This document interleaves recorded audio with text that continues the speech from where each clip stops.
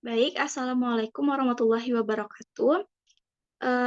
Kami dari kelompok 8 dengan anggota saya Yolanda Azahra dan rekan saya Mutia Yolanda dan Zafira akan menjelaskan materi tentang tahapan penulisan karya ilmiah dengan dosen pengampu Ibu Ganda Hijrah Selaras, SPD MPD. Baiklah, untuk materi yang pertama akan saya sampaikan sendiri. Baiklah, untuk materi yang pertama yaitu komponen-komponen karya ilmiah. Karya ilmiah ini terbagi atas 3 bagian. Yang pertama, bagian awal, yaitu terdiri dari halaman judul, kata pengantar atau prakata, intisari atau abstrak, daftar isi, daftar tabel, daftar gambar, dan daftar lampiran. Bagian yang kedua yaitu bagian isi atau tubuh karangan. Dan bagian ketiga adalah bagian akhir, yang berisi tentang daftar pustaka, lampiran atau appendix, dan indeks.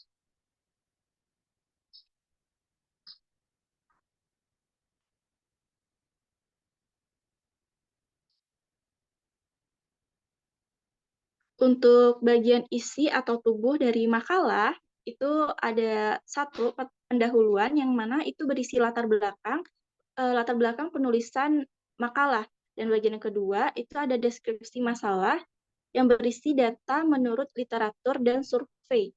Dan yang ketiga, pembahasan, yaitu pendapat penulis atas data yang diperoleh. Dan yang keempat, kesimpulan dan saran. Untuk laporan penelitian, itu terdiri atas pendahuluan yang berkomponen latar belakang, rumusan masalah dan tujuan penelitian, ruang lingkup kajian, hipotesis dan postulat, sumber data, metode penelitian, dan sistematika penulisan atau penyajian. Dan yang kedua, tinjauan pustaka. Yang ketiga, pelaksanaan hasil penelitian. Yang keempat, pembahasan hasil penelitian. Dan yang kelima, kesimpulan.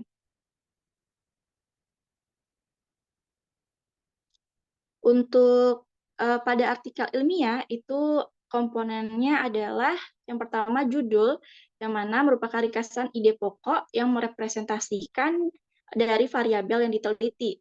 Dan yang kedua, identitas penulis, yaitu diletakkan di bagian atas dari artikel, di bawah judul artikel. Bagian abstrak itu berisi tentang tujuan penulisan, metode, pendekatan, dan temuan pokok, serta kata kuncinya. Nah, pada keyword atau kata kunci ini itu merepresentatifkan dari konsep utama artikel. Lalu selanjutnya ada bagian pendahuluan yang berisi latar belakang, materi inti, dan metode. Pada penyajian data itu berisi data yang mendukung hipotesis penulis, dan bagian pembahasan ada interpretasi yang ditunjang dengan teori yang relevan, dan bagian kesimpulan itu menarik kesimpulan sesuai dengan hipotesis atau problem statement. Dan yang terakhir adalah daftar pustaka.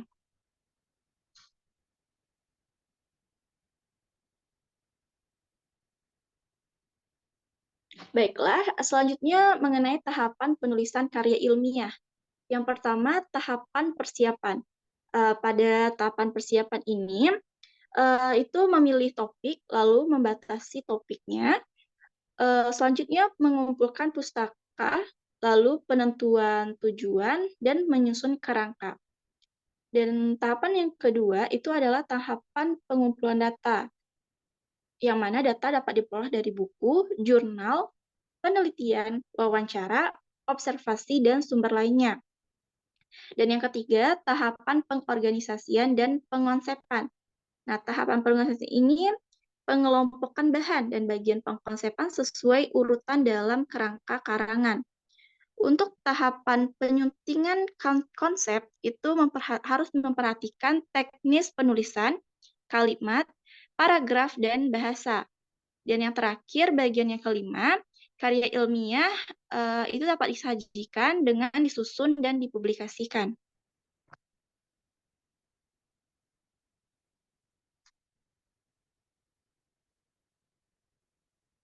Baiklah, itu yang dapat saya sampaikan. Untuk materi selanjutnya akan disampaikan oleh rekan saya, Zafira. Kepada Zafira, dipersilahkan. Baiklah, Sia Zafira akan melanjutkan penjelasan mengenai tata tulis karya ilmiah sesuai aturan selingkung. Aturan selingkung merupakan aturan-aturan yang sifatnya berlaku dalam lingkup tertentu. Untuk itu, aturan yang digunakan ialah aturan dari FMIPA Universitas Negeri Padang. Aturan selingkuh yang pertama itu perwajahan atau sampul. Perwajahan atau sampul terdiri dari yang pertama itu kulit luar. Terdiri dari judul skripsi dengan maksimal 20 kata. Dengan font Times New Roman ukuran 14 dicetak tebal dengan huruf kapital dan spasi 1. Lalu untuk lambang UNT. Lambang UNT itu dengan ukuran diameter 3,5 cm. Lalu ada nama penulis dan NIM dengan ukuran 14.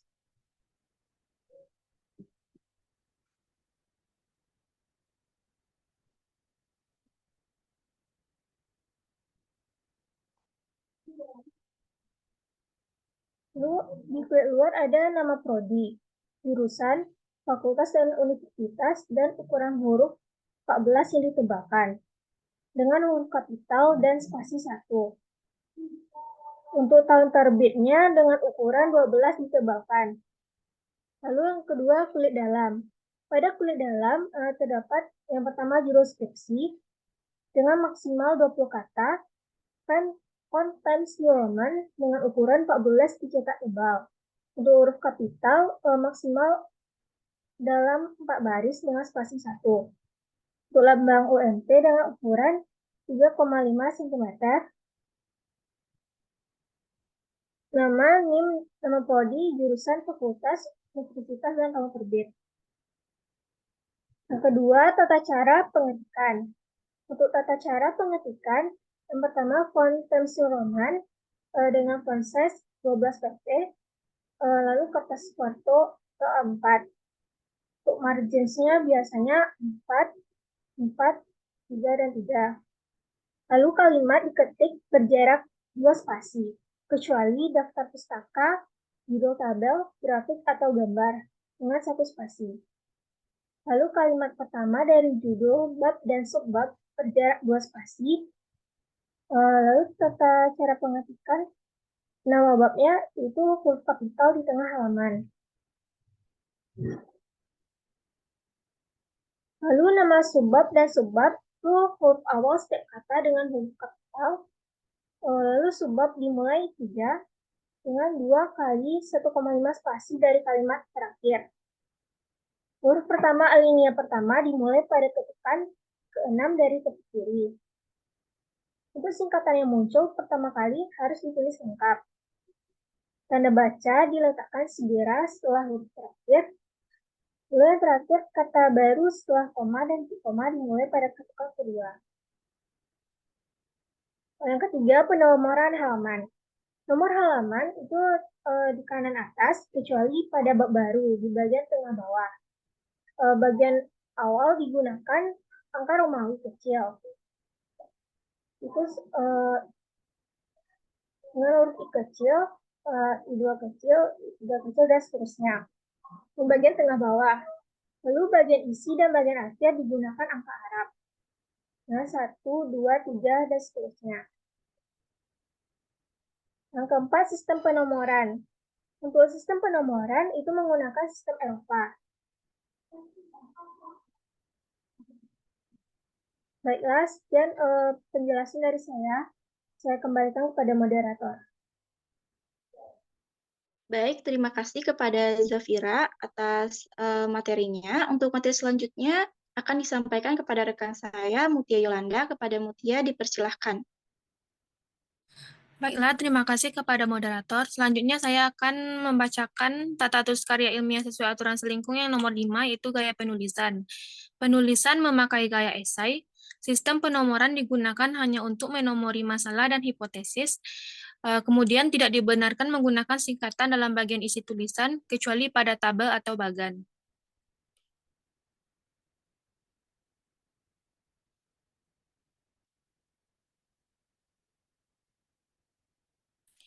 Yang keenam ada bahasa dan tanda baca. Menggunakan bahasa Indonesia mengacu kepada buku PUEBI yang disempurnakan EYD, istilah-istilah tertentu harus menggunakan bahasa Latin atau Inggris. Satuan yang dipakai adalah yang berlaku secara internasional. Penulisan rumus harus menggunakan huruf italik. Kata ganti orang tidak boleh digunakan dalam kalimat skripsi. Satu alinea tidak boleh terdiri dari satu kalimat saja. Kemudian jangan memulai kalimat dengan kata sambung dan penulisan kata depan, awalan, sisipan, dan pemendekan kata atau istilah harus berpanduan pada EBI.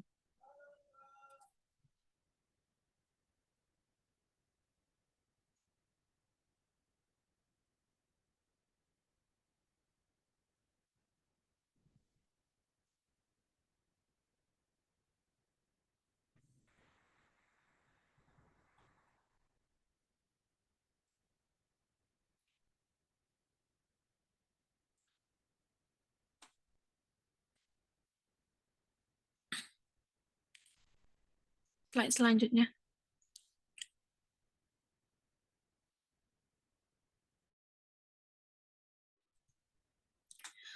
Kemudian, tanda sama perhitungan, tambah, kali, dan sebagainya diketik dengan jarak satu ketukan sebelum dan sesudahnya. Kemudian tanda bagi yang dipakai untuk memisahkan tahun penerbitan dengan nomor halaman pada rujukan diketik rapat dengan angka yang mendahului dan mengikutinya. Pemenggalan kata pada akhir baris disesuaikan dengan suku katanya.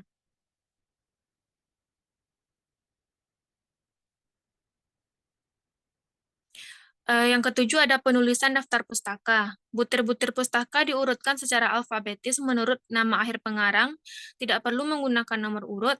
Apabila pemilik nama tersebut berperan sebagai penyunting buku, di belakang namanya diberi tanda AT. Urutan penulisan berasal dari buku, nama pengarang, tahun penerbitan, judul buku, tempat penerbitan, dan nama penerbit. Kemudian penulisan artikel dalam jurnal mengikuti urutan nama pengarang, tahun penerbitan, judul artikel, nama jurnal yang dicetak miring, nomor jurnal, dan halaman.